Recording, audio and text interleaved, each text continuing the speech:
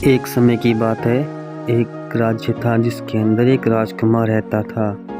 राजकुमार जल्द ही राजा बनने वाला था, तो उसके दिमाग में बहुत सारी बातें घूम रही थी और वो इन बातों को लेकर चिंतित रहने लगा।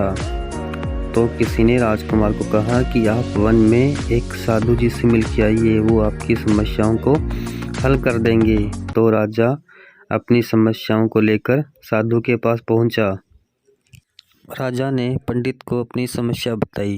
राजकुमार ने पूछा कि आपको तो पता है कि मैं जल्द ही राजकुमार बनने वाला हूँ, तो मेरे मन में यह समस्या है कि मैं क्या पता अच्छा राजा बनूंगा या नहीं। तो आप मेरी इस समस्या का समाधान करें कि मेरे अंदर राजा बनने की काबिलियत है या नहीं। पंडित ने कहा, हाँ, मैं आपकी समस्या का समाधान कर सकता हूँ। क्या आप सब्जियाँ खाते हैं?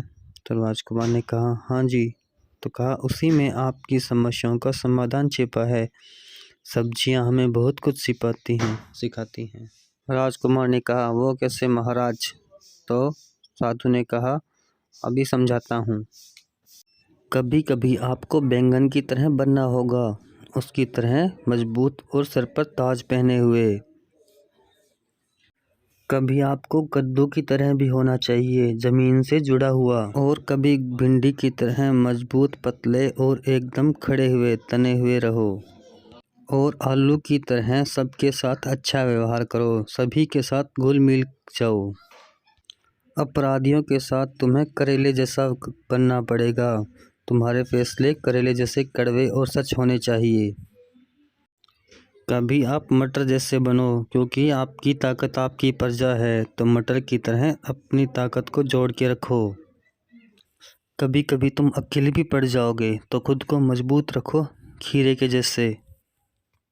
और शलगम के मीठे रस की तरह अपनी बातों से सभी को मन मोह लो। अपने बड़े और गुरुओं के सामने मूली की जैसे एकदम साफ दिल रहो।